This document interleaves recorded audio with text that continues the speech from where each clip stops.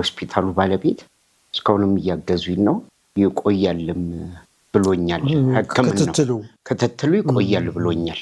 እንደ በፊቱ አሁን ባለፈው እሑድ ዕለት ለልጆቼ ለበዓል እንድደርስ ነበር የፈቀደልኝ። አልተስተካከለም፣ አልፈቀደም። ስለዚህ ተመለስኩኝ። ካሁን በኋላ በቃ ስራም ሰሞኑን መስራት አልችልም። በዚህ ባለሁበት መንቀሳቀስ መቆም አልችልም። አሁን ወደ ፓራላይዝ ሆኗል ማለት ነው። መቆምና መራመድ አልችልም። መቆምና መራመዱን አልችልም።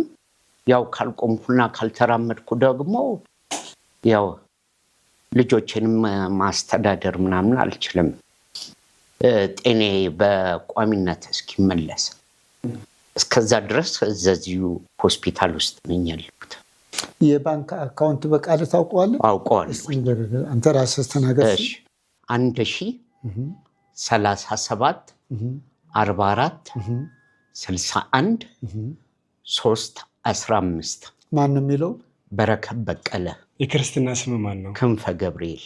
ሁሉም በዓለም ያለው ምዕመናን በሙሉ እንዲጸልዩልህ።